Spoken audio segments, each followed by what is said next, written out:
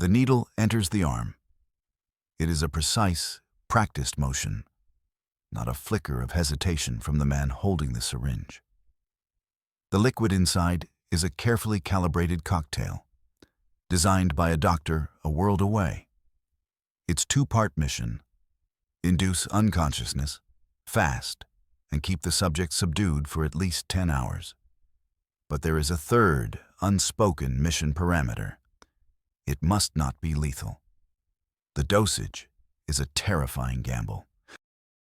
Too little, and the subject could awaken screaming, compromising the entire operation within a hostile city of 6 million people. Too much, and the man on the bed becomes a corpse, turning a mission of historical justice into a simple assassination. The difference between those two outcomes is measured in a single cubic centimeter. The man on the bed, his eyes wide with a terror that is slowly being chemically extinguished, is not just any man. He is a ghost, a nightmare made flesh. For 15 years, he has been hunted by the ghosts of his 6 million victims. Tonight, the ghosts have finally caught up. His name is Ricardo Clement. He is a foreman at a Mercedes-Benz factory, a resident of Garibaldi Street in the San Fernando district of Buenos Aires. But the men in the room know his real name, the name that fueled a global manhunt, the name that represents the methodical, bureaucratic evil of the 20th century. His name is Adolf Eichmann. And in this small, damp room, thousands of miles from the country he tried to erase from existence, the chief operational officer of the Final Solution is now the prisoner of the State of Israel. The door to the room is bolted. Outside, the rain of a South American autumn night drums against the roof. Inside, there is only the sound of breathing, the shallow, drug-induced breaths of the captive, and the tense, controlled breaths of his captors. One of them checks his watch. The second hand sweeps with agonizing slowness. The extraction window is closing. The flight, the only flight, the one chance to get him out, is scheduled to depart in less than 72 hours.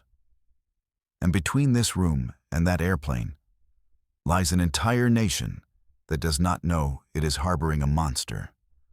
A nation whose police and military would hunt them down as foreign spies if they were discovered. The mission is not over. The most dangerous part has just begun. This critical moment on a rainy May night in 1960 was not the beginning of the story, but the violent crescendo of a symphony of vengeance composed over years, across continents, in the silent, shadowy offices of the world's most determined intelligence service. To understand the scene in that Buenos Aires safe house, we must rewind the tape. We must go back to the source. The story begins not with a bang, but with a whisper, a single piece of paper that landed on a desk in Tel Aviv. It begins with the men who read it. Intelligence, briefing, the players. Primary asset, Isser Harel. Codename, Memune, the chief. Role, director of Mossad. Harel was not just a spy master. He was the architect of Israel's intelligence apparatus, a man forged in the crucible of clandestine immigration and pre-state conflict. His most significant past achievement was not a single operation, but the very creation of the Mossad as a cohesive, ruthless, and globally effective agency. His critical skill was a singular, obsessive focus. Once Harel locked onto a target, be it a hostile nation or a single man, he was incapable of letting go. For him, the capture of Adolf Eichmann was not a matter of policy, but a sacred duty. He saw it as the final, necessary battle of the Second World War, a battle Israel had to win. His subordinates feared him, but they followed him without question, because they knew his will was absolute. He was the engine driving the entire machine. Field Commander, Rafi Eitan. Role, Chief of Operations for the Joint Mossad Shin Bet Unit. Eitan was Harel's opposite in temperament, but his equal in effectiveness. A kibbutznik, a man of the earth. He was a pragmatist, a master of improvisation. His past achievements were legion, mostly shrouded in official secrecy, but included deep cover penetrations of Arab states and the disruption of arms shipments to Israel's enemies. His critical skill was battlefield expediency. While Harel operated on the level of grand strategy, Eitan was the man who had to make it work on the ground, with limited resources, under impossible pressure. If a car broke down, if a contact went silent, if a surveillance plan went sideways, it was Eitan who had to conjure a solution out of thin air in a matter of minutes. He was the mission's gearbox, the specialist, reconnaissance and identification, Zvi Aharoni. Role, Chief Interrogator and Field Agent. A German-born Jew who had fled the Nazis in the 1930s, Aharoni possessed a unique and vital skill set. He was fluent in German, with an uncanny ability to understand the nuances of the German mind, both military and civilian. His most significant achievement before this mission was his work in debriefing high-value defectors and captured spies, extracting information others could not. His critical skill was meticulous, patient observation. He was the man tasked with the most delicate part of the initial operation: to find the house, watch the man, and get the irrefutable photographic evidence that Ricardo Clement was Adolf Eichmann. He was the mission's eyes. The specialist, physical apprehension, Peter Malkin. Role, operations agent, the grabber. Malkin was not a simple thug. He was a student of human nature, an artist, and a master of disguise. His sister and her children had been murdered in the Holocaust, a fact that gave him a deeply personal stake in the mission. His past achievements included smuggling people across hostile borders and neutralizing threats with his bare hands. His critical skill was a form of applied psychology combined with physical prowess. He understood how to approach a target, how to use disorientation and surprise to bypass resistance. He was the man who would physically lay hands on Eichmann, the tip of the spear. He was the mission's hands. These 4 men formed the nucleus of Operation Finale. They were supported by a team of nearly 30 other specialists, forgers, pilots, mechanics, communications experts, and a female agent to provide cover. Each was a cog in a machine designed for one purpose: to reach across the globe and snatch a man from the heart of a sovereign nation. Intelligence briefing. The chessboard. The year is 1959. The world is a grid of Cold War tensions. The superpowers, America and the Soviet Union, are locked in a dance of espionage and proxy wars. In this environment, Nazi hunting is a low priority. For the West, certain former Nazis with intelligence on the Soviets were more valuable as assets than as prisoners. For the Soviets, the focus was on consolidating their Eastern Bloc.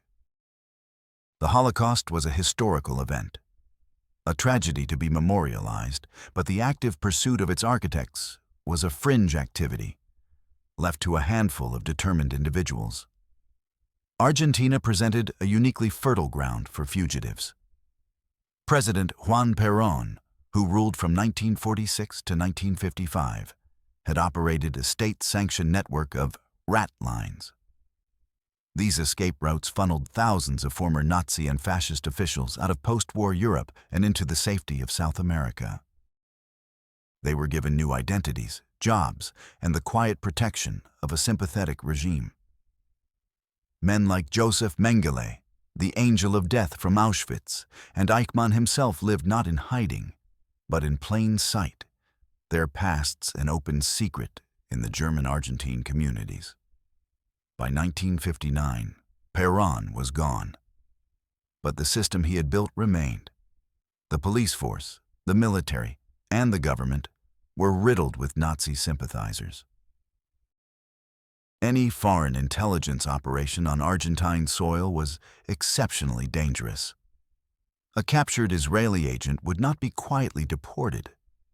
They would face a show trial, torture, and a diplomatic crisis that could sever Israel's ties with all of South America. A vital trading partner. For Israel, the stakes were existential. The young nation was diplomatically isolated, surrounded by hostile Arab states openly calling for its destruction. The memory of the Holocaust was not a distant history lesson. It was the lived experience of a huge portion of its population.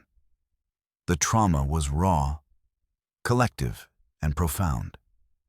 Prime Minister David Ben-Gurion believed that a new generation of Israelis, born into a sovereign state with a powerful army, was becoming disconnected from the helplessness of the diaspora experience that led to the Shoah. He saw the open secret of Nazis living freely in Argentina as a national humiliation. It sent a message to the world. Jewish blood was cheap. Capturing and trying Eichmann was not about revenge. It was a geopolitical declaration. It was a statement that the arm of the Jewish state was long, that there was no statute of limitations on genocide, and that Israel would hold its enemies accountable no matter where they ran and no matter how long it took. The mission was a necessity, not just for the past, but for the future. Intelligence briefing. Mission Genesis. The trigger was not a sophisticated piece of satellite imagery or a high-level defector. It was a letter, penned in 1957 by a man named Lothar Hermann. Hermann was a half-Jewish, blind German living in Buenos Aires. He had survived Dachau. His daughter Sylvia, a young woman unaware of her partial Jewish heritage, began dating a young man named Klaus. In the swaggering, arrogant way of youth, Klaus Eichmann would often boast to Sylvia about his father's past. He lamented that the Nazis had not finished the job of exterminating the Jews. He spoke with pride of his father's role as a powerful SS officer. Lothar Hermann, blind but perceptive, listened to his daughter's stories with mounting horror. He put the pieces together. He wrote a letter to Fritz Bauer, the Attorney General of the state of Hesse in West Germany, a fellow German Jew dedicated to hunting Nazis. The letter was simple. I believe Adolf Eichmann is in Argentina. His son is dating my daughter. Bauer, knowing his own German intelligence agencies were filled with former Nazis who would likely tip Eichmann off, did not trust his own people. Instead, he secretly flew to Israel. He met directly with Isser Harel. He passed on the information. This was the spark. But the spark almost went out. Mossad dispatched an agent to Buenos Aires. The agent, working from Hermann's information, located the Clement family. But the dwelling was a hovel. The family seemed impoverished. The agent filed a report. It is unlikely that a high-ranking SS officer who handled billions in stolen Jewish assets would be living in such squalor. The lead was dismissed. The file was closed. For 2 years, Eichmann lived just a few miles from where the investigator had been, secure in his anonymity. It was Isser Harel who could not let it go. The name, the possibility, gnawed at him. In 1959, he reopened the file personally. He ordered a new, top-priority investigation. He dispatched his best man, Zvi Aharoni. The mission, codenamed Operation Finale, was born not from a brilliant intelligence coup, but from the correction of a near-fatal intelligence failure. The pressure was immense. They had fumbled once. There would not be a second chance. The problem was clear. verify the identity of Ricardo Clement, and if it was Eichmann, bring him to Israel. Alive. The core, the plan in motion. The first wave of the team did not arrive like a thunderclap, but like a whisper of dust settling. Each agent traveled separately from different European capitals on different airlines. They entered Argentina not as Israelis, but as businessmen, tourists, scholars. Their passports, forged by a master in a Tel Aviv workshop, were flawless artifacts. They used cover stories they had been rehearsing for months. One was an investor exploring the Argentinian beef industry. Another, an archaeologist studying pre-Columbian sites. They checked into separate hotels, scattered across the vastness of Buenos Aires. Their initial communications were not electronic. They were analog and paranoid. A chalk mark on a specific lamppost. A folded newspaper left on a particular park bench. A pre-arranged book purchased from a specific bookstore. From these disparate threads, Rafi Eichmann, the operational commander on the ground, began to weave his web. The first critical task: establish a logistical footprint. This was not a smash and grab. This was a siege. The team rented 7 separate vehicles, a mix of American Chevrolets and Fords, from different rental agencies over a period of weeks to avoid creating a pattern. Each car was paid for in cash. The license plates were noted, and a forger on the team immediately began creating duplicate plates to be swapped at a moment's notice. Then came the safe houses. Eitan, posing as a wealthy executive looking to set up a new company, leased 4 properties. There was the headquarters, a centrally located apartment where the planning would take place. There was the garage, a small workshop where the cars could be worked on and modified out of sight. There were observation posts, short-term rentals near key locations. And most importantly, there was the tira, the Hebrew word for palace, the house that would serve as the prison. Eitan's criteria for the tira were brutally specific. It had to be in a quiet, respectable neighborhood to avoid suspicion. It had to have a fully enclosed garage with direct access to the house, so a captive could be brought in unseen. It needed at least 2 bedrooms, one of which had to be windowless, and it had to be available for a short-term lease, paid for in a massive stack of untraceable US dollars.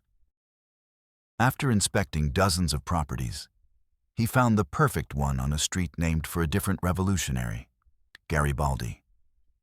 The irony was not lost on the team. With the infrastructure in place, the hunt began. Zvi Aharoni took the lead. He had the old 2-year-old address for the Clement family. He drove to the location. The hovel was gone. The family had moved. This was the first setback. For a week, Aharoni engaged in painstaking detective work. He interviewed postmen, utility workers, neighbors, all under the guise of a lawyer trying to locate a man who owed him money. He finally got a lead. The family had moved to the San Fernando district. They didn't have a forwarding address, but they had a P.O. box. Aharoni staked out the post office. It was tedious, mind-numbing work. Days were spent watching people come and go. Then he saw her, a woman whose face matched old photographs of Vera Eichmann. He followed her. She took a bus. He followed the bus in his car. She got off at a desolate stop on Route 202. He watched her walk down a dirt road to an unpaved street named Garibaldi. She entered a modest, newly built brick house without a number. It was the only house on the block. The needle was back in the haystack, and Aharoni had found it. Technology as a plot device. The year 1960 was the dawn of the space age, but for ground-level espionage, it was still a world of analog grit. The technology used in Operation Finale was not science fiction. It was a masterclass in clever application and overcoming limitations. The central problem was positive identification. They needed a photograph of Ricardo Clement that could be matched against a known wartime photo of SS Obersturmbannführer Eichmann. But you couldn't just walk up and take a picture. The house on Garibaldi Street had no fence, offering a clear view. But this was a double-edged sword. A man with a camera would be instantly noticed. Aharoni's solution was a piece of custom spycraft. The team acquired a 1959 Chevrolet. A mechanic on the team spent a day modifying it. They installed a small, hinged flap on the passenger side sun visor. Behind it, they mounted a German-made Leica camera with a powerful 135mm telephoto lens. The lens poked through a tiny, almost invisible hole drilled in the visor's fabric. A cable release ran from the camera, down the A-pillar, and was concealed beneath the dashboard. Aharoni could sit in the driver's seat, appearing to be reading a newspaper, and take crystal-clear telephoto shots by squeezing a small bulb in his hand. The surveillance began. Every evening, Aharoni would park his car at a different point on Route 202, hundreds of meters away, waiting for Clement to return from his job at the Mercedes-Benz factory. The limitation of the technology created the tension. Film was finite. Each roll only had 36 exposures. Developing it was a risk. There were no digital previews. Aharoni had to be sure of his shot. For days, the man returned after dark, making photography impossible. The team grew frustrated. The budget was draining. Harel sent coded, impatient messages from Tel Aviv. Then, on March 21, 1960, a national holiday, Clement was home during the day. Aharoni was in position. He saw the man in the garden, doing chores. He squeezed the bulb. Click. He squeezed again. Click. He shot an entire roll of film. That night, an agent on the team, a trained technician, developed the film in a blacked-out bathroom in one of the safe houses. The chemicals were pungent, the tension suffocating.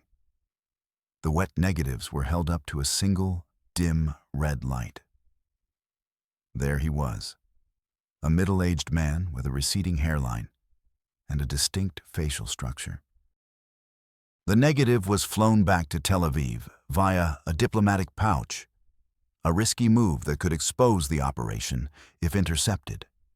In a police laboratory in Israel, a forensics expert projected Aharoni's photo next to a high-resolution image of Eichmann from his SS file. They measured the distance between the eyes, the shape of the left ear as unique as a fingerprint, the line of the jaw. After hours of comparison, the call was made to Harel. The verdict was unequivocal. The man is our man. Communication was another technological hurdle. The team could not use telephones. They had to assume all lines were tapped. Their lifeline was a powerful shortwave radio, hidden in the headquarters apartment. But transmitting created its own dangers.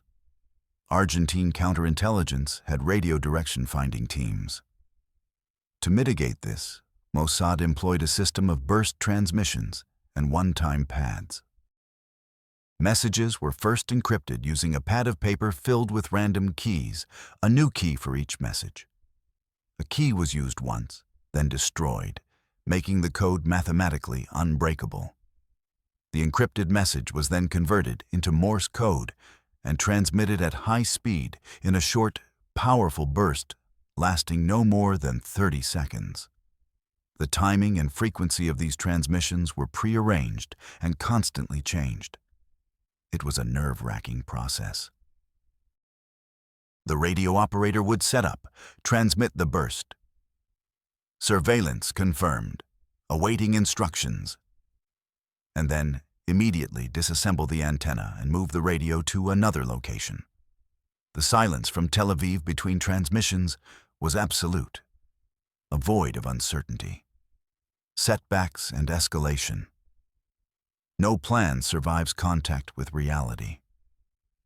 Operation Finale was nearly derailed by two major, unforeseen complications that tested the team's resolve to its breaking point. The first was a medical emergency.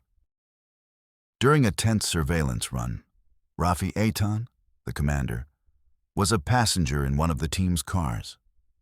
The driver, another agent, looked away from the road for a split second to check a map. The car slammed head-on into a city bus. The crash was violent. Eitan was thrown forward, his head smashing into the dashboard. He was bleeding profusely from a deep gash on his forehead. The driver was dazed. The immediate danger was not the injury, but the protocol. A car crash meant the police. The police meant questions, identity checks. Their forged papers were good, but they wouldn't stand up to a full investigation. Eitan, thinking with terrifying clarity through a haze of pain, made a command decision. Before the police could arrive, he ordered the driver to flee the scene. They abandoned the wrecked car and disappeared into the lunchtime crowds, Eitan using a handkerchief to staunch the flow of blood from his head. They made it back to the safe house. The team's medic, a doctor pulled from the Israeli army, realized the situation was dire. The gash needed stitches, and Eitan clearly had a severe concussion. But they couldn't go to a hospital. A hospital would require an ID and a police report for an injury of that nature. The doctor had to perform impromptu surgery on the kitchen table of the safe house, using a sterilized sewing needle and thread from his medical kit. For 3 critical days, the mission commander was delirious, incapacitated. The team was leaderless, operating on his last set of instructions, their nerves frayed. Eitan's survival and recovery, shrouded in secrecy, was a testament to the team's self-sufficiency and a stark reminder of how close they were to total mission failure at every moment. The second setback was even more perilous. It threatened the entire extraction plan. The plan hinged on a single flight, an El Al Bristol Britannia aircraft, the first ever to fly from Israel to Argentina. The flight was scheduled to arrive in Buenos Aires to bring an Israeli delegation for the 150th anniversary of Argentina's independence. This flight was their only way out. It provided the perfect cover. The Mossad team would pose as the flight crew for the return journey. Eichmann would be disguised as one of them. But a week before the planned abduction, the Argentine government, in a fit of bureaucratic pique over a minor diplomatic slight, threatened to cancel El Al's landing rights. Panic ripped through the team in Buenos Aires and the command center in Tel Aviv. Harel was apoplectic. The entire mission, the months of planning, the risk, the expense, was about to be scuttled by a low-level diplomatic squabble. The Israeli Foreign Ministry, completely unaware of the sensitive operation depending on this flight, was ready to let the matter drop. Harel had to intervene. He used his authority to force the issue with Prime Minister Ben-Gurion. Ben-Gurion, in turn, put immense pressure on his diplomats. They had to smooth things over with the Argentinians and secure that landing slot at any cost, without ever being told why it was a matter of life and death. For 48 agonizing hours, the mission hung in the balance. Eitan's team in Buenos Aires began drawing up contingency plans. Plan B was to smuggle Eichmann by boat, a much riskier and longer journey. Plan C was a dark one. If they were cornered with no way out, Eichmann was not to be taken alive by the Argentinians. The order was implicit: terminate him.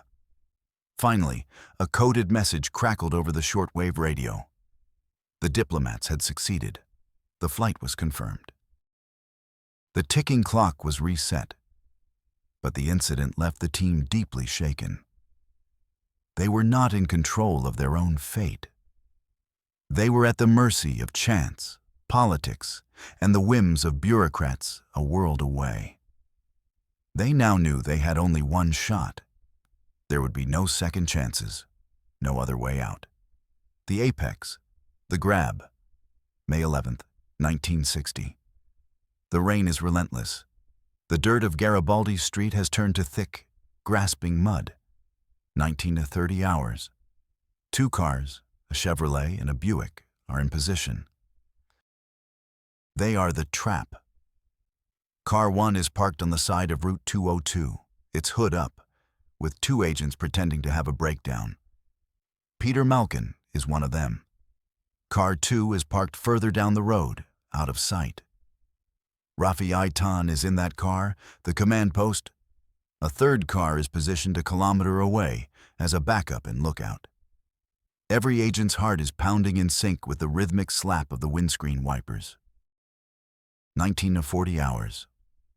Aharoni, parked in his own car with a view of the bus stop, speaks into a small walkie-talkie, a new piece of tech they're using for the first time. Bus approaching. 19:41 hours. The bus slows. The brakes hiss. The doors open. It pulls away.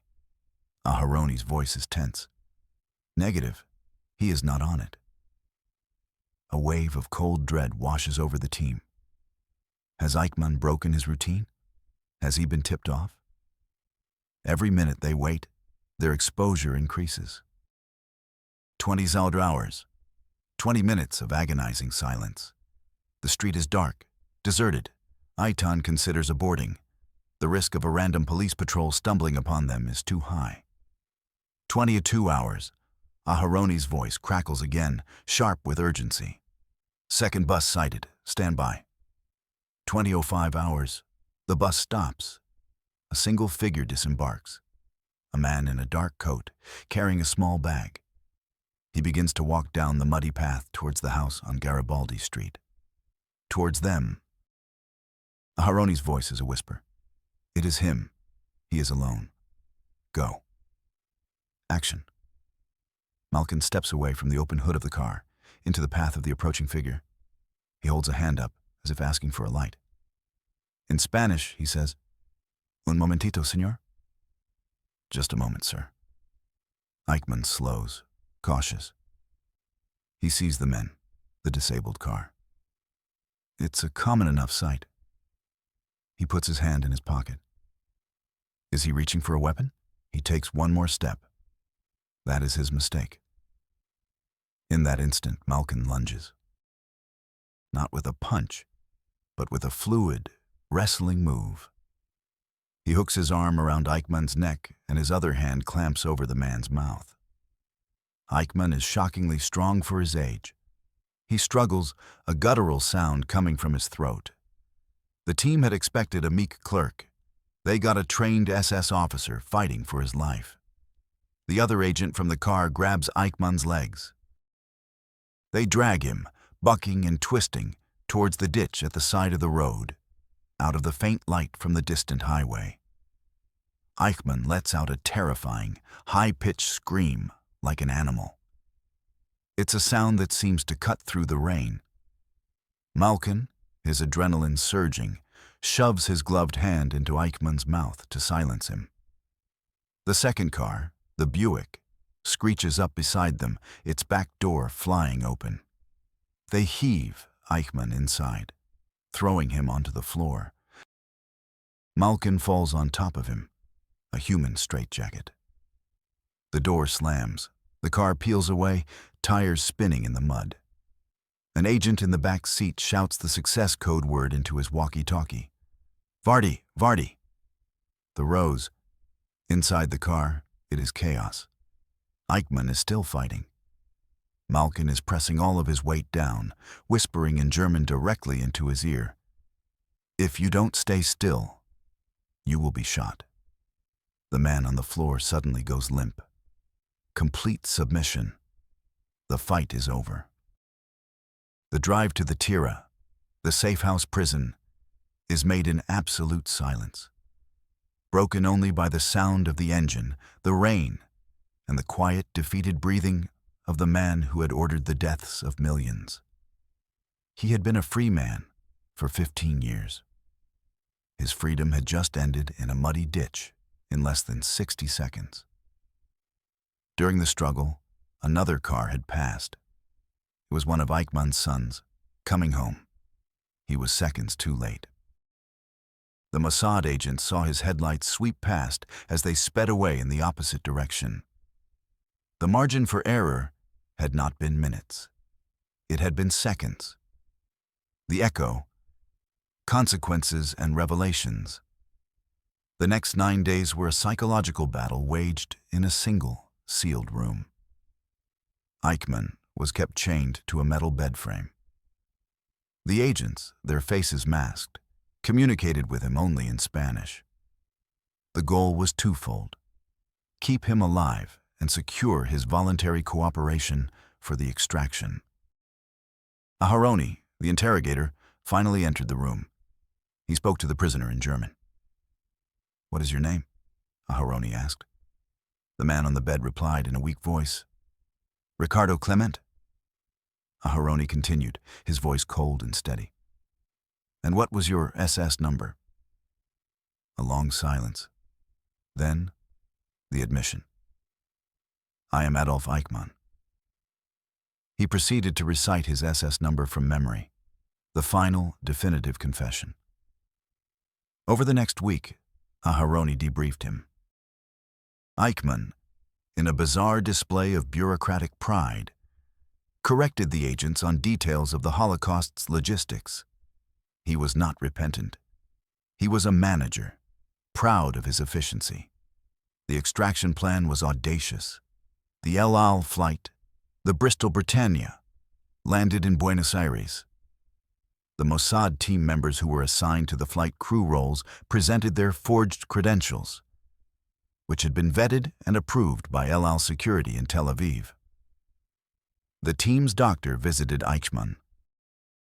He was to be disguised as an Israeli flight attendant who had sustained a head injury in a fictitious accident in Buenos Aires and needed to be medically evacuated. The doctor administered the sedative. The timing was crucial. Eichmann had to be conscious enough to walk, but docile enough to be controlled. Dressed in an El Al uniform, flanked by 2 large agents also in uniform, he was half walked, half carried towards the car. At Ezeiza Airport, the tension was unbearable. The team passed through the initial checkpoints. They reached the final passport control. An Argentinian officer took the stack of passports. He looked through them. He got to the forged passport for the sick crewman. He looked at the photo. Then he looked at Eichmann, his head lolling, his eyes glassy. The Mossad agents explained their colleague was unwell. The officer paused. The pause stretched for an eternity. The fate of the entire mission, the lives of the agents, the course of history, rested on this one man's suspicion or lack thereof. He looked at the agents. He looked back at Eichmann. Then, with a flick of the wrist, he stamped the passport. Thump. He handed it back. "Have a safe flight." They boarded the plane. The doors were sealed. As the Bristol Britannia's engines spooled up, the pilot, a Mossad agent, got on the radio to the tower and requested permission to take off. The plane taxied, accelerated down the runway, and lifted into the night sky. Once they were safely over the Atlantic, the pilot sent the prearranged coded message to Harel in Tel Aviv. The message contained 3 Hebrew words: Hamemune, Batosh, Habayit. The chief is in the house. In Tel Aviv, Isser Harel broke down and wept. The immediate fallout was a diplomatic earthquake. On May 23, 1960, Prime Minister David Ben-Gurion stood before the Israeli Knesset and announced to a stunned world, "Adolf Eichmann is in Israel. he will stand trial. Argentina erupted in fury. They protested to the United Nations, accusing Israel of a pirate act and a violation of their sovereignty. Neo-Nazi groups in Argentina bombed synagogues. For a time, it seemed as if the two nations were on the brink of severing all ties. The Mossad agents who had formed the team scattered, their identities kept a state secret for decades. They vanished back into the shadows from which they had come. But the final revelation, the ultimate twist of the operation, was not about the kidnapping itself. The capture was merely the means to an end. The true objective was the trial. This was Harel's and Ben-Gurion's masterstroke. For the first time, the Holocaust would be laid bare not by historians in books, but through the detailed first-hand testimony of over 100 survivors in a court of law, broadcast to the entire planet. The trial, which began in Jerusalem in April 1961, was the real operation finale. It was designed to be a global education. The reporters who flocked to Jerusalem heard not just the dry recitation of a bureaucrat's crimes, but the voices of those who had endured the ghettos, the trains, and the camps. The world heard about the gas chambers from men and women who had seen them. A new generation of Israelis, who had grown up with the myth of the Sabra, the tough, native-born Israeli, were confronted with the stark reality of what their parents and grandparents had suffered. The trial forever seared the Shoah into the consciousness of the young state. It was not an act of vengeance. It was an act of national memory-making. The kidnapping of Adolf Eichmann was not the final chapter of World War II. It was the prologue to Israel's declaration to the world, written in the language of clandestine operations and international law. That the story of the Jewish people would no longer be one of victimhood, but one of sovereignty and of a promise kept. The promise of never again.